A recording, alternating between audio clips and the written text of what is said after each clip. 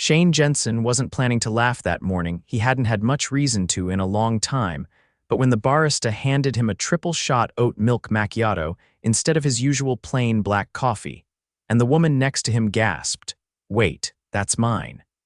Something about the way she looked completely horrified made him burst into laughter. "Guess I'm fancier than I thought," Shane chuckled, holding the cup like it was made of gold. The woman blinked, then laughed too, an easy, melodic sound that filled the cramped corner of the coffee shop. "I was wondering why the guy in flannel would be ordering a $6 macchiato." Her eyes crinkled when she smiled. She was beautiful, elegant, polished, definitely out of place in the chain coffee shop tucked between a thrift store and a laundromat. Her dark green coat looked expensive, her heels didn't belong on the cracked tile floor, and her lipstick hadn't budged despite the cold. "Name's Shane," he said, offering the cup back. "And for the record, flannel guys can appreciate frothy milk." She grinned, taking it from him carefully. "Grace. And I'm sorry for stealing your caffeine. Let me buy you another." He waved her off. "Nah, I'm good. I've got a full day of playground negotiation and chicken nugget diplomacy ahead of me." Her brow lifted. "You're a dad," he nodded, adjusting the strap of the worn backpack slung over his shoulder. "Single dad. My daughter Hazel's 6, thinks she runs the world. Honestly, she might." Grace's smile softened. "That's sweet. You're doing the school drop-off run." "Yup, every morning." "She insists on walking, rain or shine." She glanced at his faded jeans, the duct tape holding together the strap of Hazel's pink lunchbox poking out of the backpack, and the half-buttoned coat. "You must be a superhero." Shane shrugged, half embarrassed. "More like a guy trying not to screw up too badly." Something about the way he said it made her heart pinch. He wasn't joking. He was doing his best, and he looked tired. Not just physically, but like the weight he carried had been pressing down for a long time. "Well," Grace said, her voice lighter, "I admire that, a lot." He blinked, surprised by her sincerity. "Thanks." She hesitated, checking her phone, then quickly locked it again. "Can I walk with you? I'm headed that way anyway." He tilted his head. "You sure about that?" "I move at 6-year-old speed. I can handle it." They walked side by side down the street, passing cracked sidewalks and old brick buildings. Hazel was waiting on the corner, her rainbow backpack nearly bigger than she was. "Daddy," she cried, running up. "You're late." Shane crouched to hug her. "Blame the fancy coffee." Hazel looked up at Grace, instantly curious. "Who's that?" "This is Grace," Shane said. "She's responsible for giving Daddy the wrong drink." Hazel gasped. "You gave him milk." "He hates milk," Grace laughed, crouching to Hazel's level. "I know. I owe him a real coffee and maybe you a hot chocolate." Hazel's eyes lit up. "With whipped cream, of course." As they said goodbye, Shane felt a weird twist in his chest. She was just some woman he'd met at a coffee shop. But something about her laugh, her kindness, the way she didn't look at him like he was some worn-down charity case, stuck with him. What he didn't know was that Grace Ellison had just stepped out of a high-stakes board meeting 30 minutes before, where she'd vetoed a $10 million acquisition without batting an eye. She was CEO of Ellison & Wolf, one of the fastest-growing investment firms in the country. The youngest female CEO in the company's history, and she hadn't smiled like that in a very long time. The next morning she was there again. He spotted her before she even saw him standing at the counter, ordering 2 drinks this time. When she turned and saw him, her entire face lit up. "Black coffee, no milk, no foam." He raised a brow. "You remembered. I'm not completely hopeless." They sat at the far table by the window. Hazel was homesick, so it was just the two of them. She asked about his work. He told her he was a handyman, mostly odd jobs and patch-up work around the neighborhood. She asked about raising Hazel. He told her about bedtime battles and princess phases, and how he once sewed a tutu at midnight before a school costume day. He didn't ask what she did. She didn't offer, but she laughed more than she had in months, and he made her feel real. Like she wasn't some ice-cold executive in a designer suit. Like she was just Grace. By the end of the week, they'd met for coffee 4 times. By the second week, Shane invited her and Hazel to the park. By the third, Grace sat cross-legged in Shane's tiny living room, helping Hazel glue glitter to a school project while Shane made dinner in the kitchen. "You're really good with her," he said, watching Grace gently untangle Hazel's hair. Grace smiled, brushing a curl from the girl's forehead. "She's amazing. She likes you." Grace looked up. "Do you?" Shane froze, caught off guard, then he exhaled. Yeah, I do." She stood and crossed the room, stopping in front of him. "I like you too." He reached for her hand and she let him. Her fingers were warm in his. "This is kinda insane, right?" "A little. But it doesn't feel wrong." She shook her head.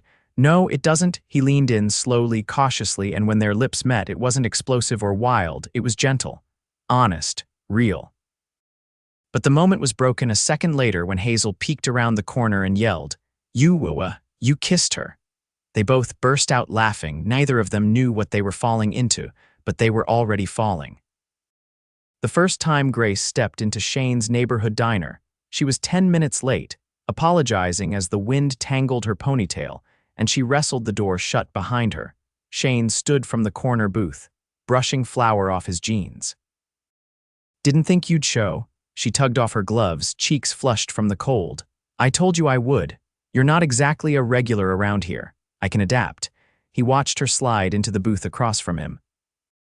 The waitress, a woman in her 50s with a faded tattoo on her forearm, dropped 2 menus without a word.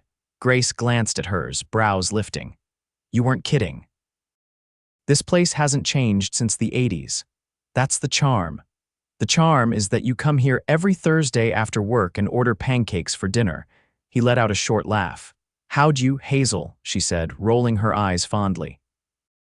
"She's very chatty when she's coloring." He shook his head. "I should have known she'd spill all my secrets." The waitress returned with a pot of coffee, filling both mugs. Grace wrapped her fingers around hers, eyes drifting to the window.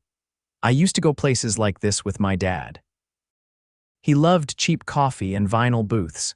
Shane noticed the way her voice dipped, just slightly. "You don't talk about him much. He passed away 5 years ago." "Heart attack? I'm sorry." She nodded, the silence folding gently between them before she added, "He started his own real estate firm when he was 29. Built it from nothing. He always said success meant nothing if you couldn't sit in a place like this and enjoy pancakes with your kid." Shane leaned back. "Sounds like a good man," he was, "and impossible to please." The waitress returned with 2 plates. Shane hadn't asked what Grace wanted, but she hadn't needed to. He ordered for her and somehow got it right. She blinked at the scrambled eggs, rye toast, and side of strawberries. He shrugged.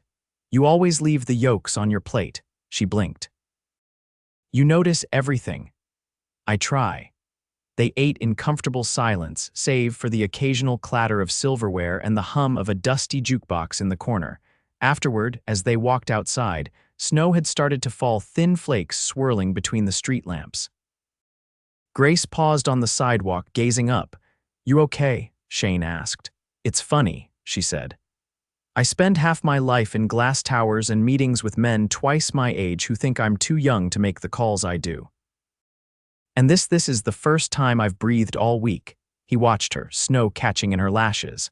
"Then maybe you're spending your time in the wrong places." His words hung there, raw and honest. She turned to him, eyes searching his face. "You know what I keep thinking about?" "What?" "That night on your couch, Hazel's glitter project, your burned grilled cheese, the way you looked at me like I was the only thing in the room." He didn't look away. "You were." She reached up, brushing snow from his collar. "I want to tell you something, and I need you to not look at me any differently once I do." His jaw tensed. "Okay," she took a breath. "I run a firm, it's large, I'm the CEO." Silence, not shock, not outrage, just silence. He didn't step back. He didn't drop her hand. "You're the CEO," he repeated slowly. "Of what?" She named the firm. He blinked. "You're joking." "I'm not." He looked away for a moment, jaw working. "So, you've been pretending to be normal." "I never pretended anything. I just didn't lead with it." He crossed his arms, his expression unreadable. "Why not?" "Because I wanted you to see me, not my title, not my bank account, just me." He stepped back, just slightly, like the air had changed temperature. "And you figured I'd eventually what? Be okay with being the guy you play normal with." Her voice tightened. "I didn't play anything." Shane looked at her, really looked. "You've sat in my apartment, you've eaten my burnt food, you've watched Hazel's cartoons and laughed like it mattered, and all that time you had what? A driver waiting, a meeting to rush off to." No, I cleared my calendar, for me, for you and Hazel. She reached out, but he didn't move. I didn't know how to tell you, she said, voice quieter. Because I knew the second I did, you'd look at me like this. His eyes searched hers. Like what? Like I don't belong in your life. The snow fell harder now, swirling like a curtain between them. He exhaled. Grace, you don't get it. I've spent the last 6 years measuring every risk before I take it. It wasn't supposed to be complicated. It's not, she said, desperate now. It's still the same, you, me, Hazel. That hasn't changed. You live in a world I can't even picture, he said, and I live in one you probably wouldn't survive a week in. She stepped closer. Then show me. Let me in. He stared at her, 100 things swirling behind his eyes. Finally, he said, I need to think. Grace didn't reach for him again. Okay. He turned and walked away, the crunch of his boots swallowed by the snow. She stood there a long time, letting it fall, not brushing it off. Back in her car, she didn't start the engine right away. She sat in the silence, hands clenched in her lap. She hadn't miscalculated a deal in over 5 years. But this wasn't a deal. This was a man who made his own choices and a little girl who looked at her like she was magic. And she was losing them both. She didn't cry, not yet. 2 full days passed. No texts, no calls, just space and silence. Shane hadn't told Hazel anything. She'd asked where Grace was, and he'd just said she was busy, hoping that answer would satisfy her for now. It didn't. She'd drawn Grace a picture anyway, a lopsided heart with stick figures holding hands, and taped it to the fridge without a word. That morning, Shane was repairing a cracked window frame in a brownstone near the park when his phone buzzed. It was a local number, not Grace's. He almost didn't answer. Hello, this is Jules, Grace's assistant. She asked me to reach out. Shane wiped his hands on a rag. Why? She left something with you. A silver bracelet. She thinks she dropped it at your place. He looked around the room, confused. I haven't seen anything. She said if you find it, you can drop it off at Ellison and Wolf, 8th floor. He hung up without responding. For the rest of the day, the name echoed in his head. 8th floor, Ellison and Wolf, so it was true. He hadn't looked her up before, hadn't wanted to. He'd pieced together enough from what she told him. But now, he sat at an old desktop computer in the back of the library while Hazel read books about sea turtles, and he finally typed her name into the search bar. Page after page of news articles, magazine features, and press releases filled the screen. Grace Ellison, youngest CEO in the firm's history. Forbes profile, speaking at conferences, standing in front of glass skyscrapers in power suits worth more than Shane's rent for the year. One photo showed her standing beside a marble conference table, arms folded, eyes sharp. Unrecognizable compared to the woman who once knelt on his kitchen floor helping Hazel glue macaroni to cardboard. He shut off the screen. That night, he didn't sleep. He kept replaying everything the way she'd looked when she told him the truth, how her voice had cracked at the doorway, the snow in her hair, how she hadn't defended herself the way he'd expected. She just stood there, asking to be seen. The following morning, Hazel was dropped off at Shane's neighbor's place, a retired nurse who adored her, and Shane took the subway into the city. The closer he got to the address Jules had mentioned, the more out of place he felt. Everyone around him wore tailored coats, sleek shoes, and walked like they were late for something important. The building towered above the others, all glass and steel. He hesitated in the lobby, surrounded by polished marble and quiet footsteps. The receptionist looked up. Can I help you? I'm here to see Grace Ellison. Do you have an appointment? No. She raised a brow but picked up the phone. After a brief exchange, she hung up. Someone from her office will meet you upstairs. He rode the elevator to the 8th floor, heart pounding harder with each ding. The moment the doors opened, he was greeted by a man in a navy suit. Right this way. They passed open offices, glass walls, people on Bluetooth calls. No one noticed him. He kept his shoulders straight, trying to ignore how his boots squeaked against the polished floors. Finally, they stopped outside a closed office door. She's inside. He nodded, then opened it. Grace stood behind a sleek black desk, flipping through a folder. Her hair was pulled back, and she wore a cream blouse tucked into high-waisted trousers. She looked up the second the door opened and froze. He shut it behind him. I didn't find a bracelet, he said. She stepped out from behind the desk. I know, you sent your assistant. I didn't know if you'd come otherwise. He glanced around the office. It's a long way from glue sticks and park benches. She smiled, but it didn't reach her eyes. I wasn't pretending, Shane. I didn't lie. I just didn't lead with the most intimidating part of my life. And you thought I wouldn't understand. I thought you'd walk away. I did. She nodded. I don't blame you. He looked at her, quiet for a moment. You scared me. Her chest rose with a breath. I scare a lot of people. No. Not your title, not your job, you. He stepped closer. You came into my life like a storm. You changed Hazel's routines. You changed mine. You made me want things I'd buried. Then in one breath, you reminded me how different our worlds are. She held his gaze, but I didn't ask you to change yours. I just wanted to be part of it. He paused. Why? Her expression softened. Because I haven't felt like myself in years, not in boardrooms, not in meetings, but with you and Hazel I did. I made pancakes, I watched cartoons, I laughed at nothing. And I liked who I was in that space. He swallowed hard. You made space for us. Will you let me keep making it? He didn't answer right away, walked to the window instead, staring down at the city below. I don't know how to do this, he admitted. I've been surviving for so long, I forgot what it felt like to let someone in. She stepped up beside him. Then let's figure it out together. He turned to face her. I can't offer you private jets or penthouses. I don't want them. I still live paycheck to paycheck. I know, my apartment has a leaky faucet. I've seen it. He hesitated, then said, Hazel asked about you this morning. She made another drawing. Grace's eyes shimmered. I miss her. She misses you too. He reached into his jacket pocket and pulled out a folded piece of paper. It was Hazel's drawing a house with 3 stick figures now, holding hands. One wore a triangle dress. She'd labeled them all in crooked letters. Dad, me, Graz. Grace stared at it. She spelled your name wrong, he said. Grace smiled, eyes wet. I don't care. Shane stepped forward. Come over tonight. Are you sure? I never was before, but now I am. She nodded, blinking fast. I'll bring dessert. No whipped cream, though. Hazel's on a sugar ban. I'll bring strawberries. They stood there for another moment, the city still rushing below, but neither of them thinking about it anymore. Grace didn't need to say anything else. She'd already said everything that mattered. Hazel was already sitting at the kitchen table when Grace arrived, legs swinging under her chair as she colored on a scrap of cardboard. Shane had made spaghetti, the kind Hazel liked with too much cheese, and the apartment was warm from the oven being on all afternoon. Grace stood in the doorway with a small bakery box in her hands and a cautious look in her eyes. Hazel looked up first. You came, she said, like it had been a question she'd been holding onto all week. Grace knelt beside her. I brought strawberry tarts. No whipped cream. Hazel glanced at Shane for confirmation. He nodded. She asked. Hazel beamed, then leaned over and hugged Grace without needing to be asked. Dinner was easy. Hazel talked about school, about how someone had stolen her purple pencil and then given it back after she cried, but only a little.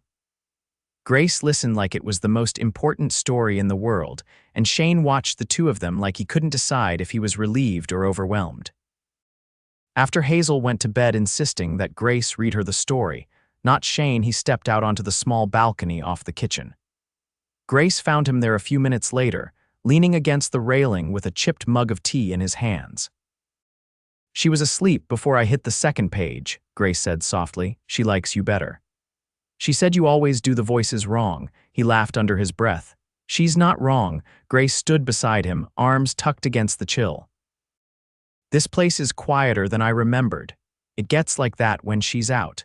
They watched the lights of the city flicker in the distance for a long moment. Hazel's not the only one who missed you, Shane said finally. Grace turned to him. I didn't know if I'd be welcome again. I didn't know either, he admitted, but you came back, and you didn't try to explain it away, you just showed up. I didn't want to talk you into anything, I just wanted to be here. If you'd let me. He looked at her, really looked, and saw not the polished woman in control of a world he didn't belong to, but the woman who had knelt beside his daughter and asked what color she wanted her glitter stars to be.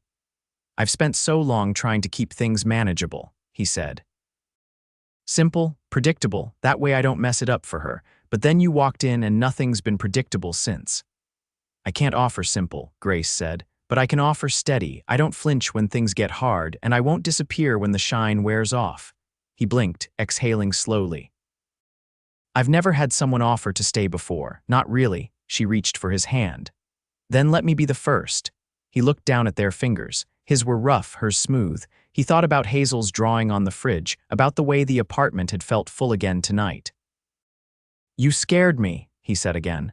But I think that means this matters. It does, she said. More than I ever expected it to. They stood there a while longer until the cold seeped through their sleeves and Grace shivered. Inside, Shane poured the tea into two mismatched mugs. Grace set the bakery box on the counter and opened it. Hazel's right, he said, eyeing the tarts. You do bring the best desserts. Only the best for the people who matter. He looked up sharply at that. I mean it, she said, softer now. You and Hazel, you're the first thing in years that hasn't felt like a performance. He stepped toward her. Then let's stop performing. She nodded, reaching up to brush her fingers across his jaw. I want to build something real, she said. Not just visits and dinners. I want a life, with you. With Hazel, if you'll let me. He didn't answer right away. Instead, he crossed the room, opened a drawer, and took something out. It was a small, hand-folded note card Hazel's with a new drawing on the inside. This one showed 3 stick figures again, but now they were inside a house with a tree beside it and a sun in the corner. It said, "My family." She gave me that yesterday, Shane said. Said it was for when I was ready. Grace stared at it, blinking fast. I think I'm ready, he said. To try, she looked up at him, eyes filling. Then let's try. The next few weeks happened quietly. Grace rearranged her schedule, carving out time that had once been filled with strategy meetings and investor dinners. She and Hazel built a weekend ritual Saturday pancakes with far too many toppings, and Sunday park walks where Hazel insisted on teaching Grace how to swing like a big kid. Shane watched them together and felt something settle in his chest that he hadn't realized was missing. Not just love. Belonging. One afternoon, Hazel came home from school with a permission slip for the spring talent show and asked if Grace could come. She has meetings, Shane said carefully, already bracing for the letdown. But Grace knelt in front of Hazel and said, I'll be there, front row. I'll even bring flowers, Hazel grinned. Only if they're purple, purple it is. In the months that followed, Shane's jobs picked up. Word of mouth spread and he started getting more calls, more steady clients. Grace never tried to interfere. But one afternoon, she did hand him a folder carefully, without pressure. Inside was a proposal to help him file for a small business license, set up a website, and register his own company. I didn't want to do it for you, she said. But I wanted you to know I believe in it. He opened the folder, then looked at her. You believe in me, I do. He did it. Took the steps. Registered Hazel and Hammer, his idea, not hers. She just helped with the logo. The night it was finalized, Grace brought over a bottle of champagne and a bottle of sparkling cider. They toasted in the living room while Hazel danced around with confetti she'd made herself. When Hazel finally fell asleep, curled on the couch under a blanket, Shane turned to Grace. You know, he said, I didn't think any of this would happen. Neither did I. He brushed a strand of hair behind her ear. But I'm glad it did, and I'm glad it was you. She leaned into him. I never thought I'd find this, not here, not like this, but I love it. I love you, he froze just for a second, then he said, I love you too. It wasn't grand or over the top, it didn't need to be, because it was real, and that made it everything. The morning sun slanted through the kitchen window, casting soft light over the table where Hazel was hunched over a cereal bowl, humming to herself as she drew on the back of a placemat. Shane was flipping pancakes with one hand and adjusting the flame under the pan with the other. Grace stood by the counter, tying her hair up, watching the two of them with the kind of quiet contentment that had once felt foreign to her. I have a question, Hazel said suddenly, not looking up. Shane glanced over. Shoot. If Grace lives in the city and we live here, how are we supposed to be a real family? Grace blinked. Hazel's voice hadn't held any sadness, just curiosity, like she was trying to solve a puzzle. Shane set a pancake on a plate and placed it in front of her. Well, we've been figuring that out, remember? Weekends, sleepovers, movie nights. But that's not all the time, Hazel said, finally looking up. Real families are together all the time. Grace crouched beside her. You're right.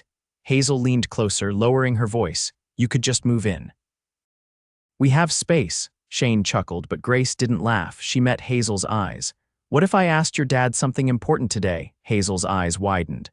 Like what? Grace stood and turned to Shane, who had frozen halfway through pouring syrup. I've been thinking, she said, walking toward him. About everything, about what we've built, about how this us was never planned but became the best part of my life. He looked at her, cautious. Grace. She reached into her coat pocket and pulled out a small envelope. Before I left the office yesterday, I made a decision. I talked to the board. I'm stepping down as CEO. Shane's eyebrows shot up. What? She nodded. I've been grooming my second in command for over a year. I didn't realize why until recently. I still want to work, just not at that pace, not at the cost of the life I want. I can consult. Take on the projects I care about, but I want to be here. Hazel clapped.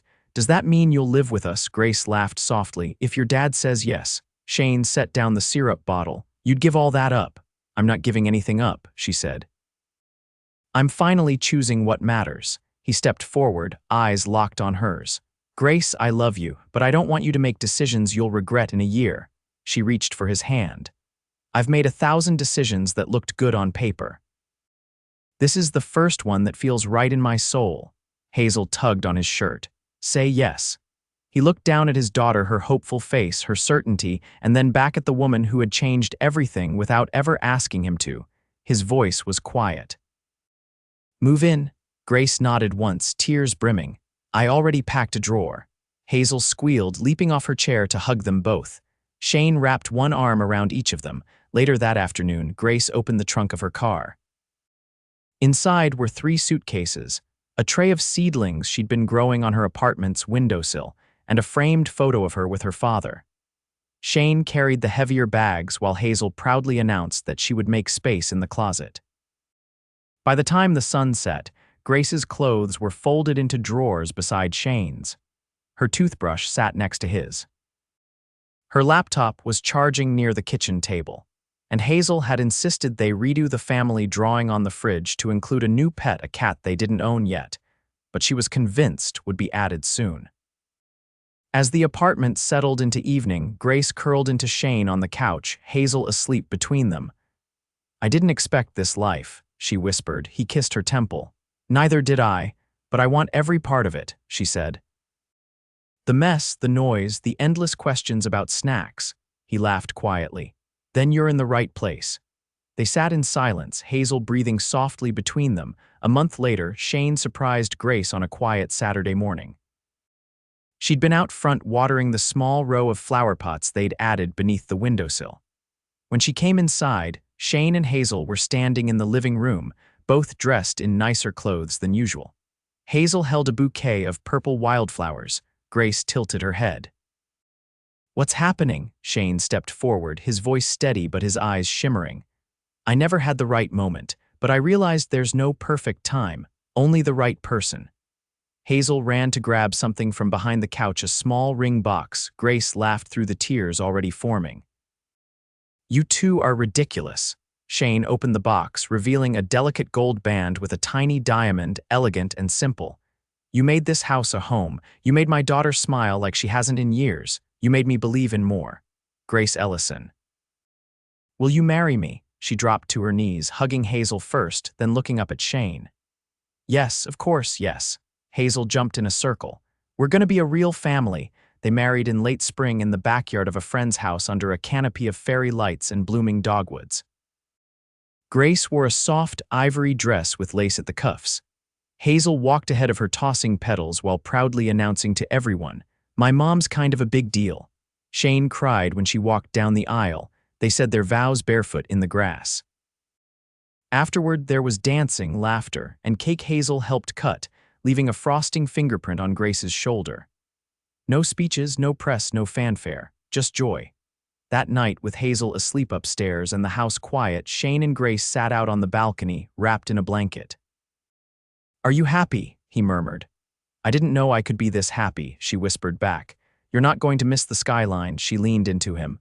I have a new skyline now, Hazel's laughter, your pancakes, the way this place feels when we're all here. He kissed her, slow and certain.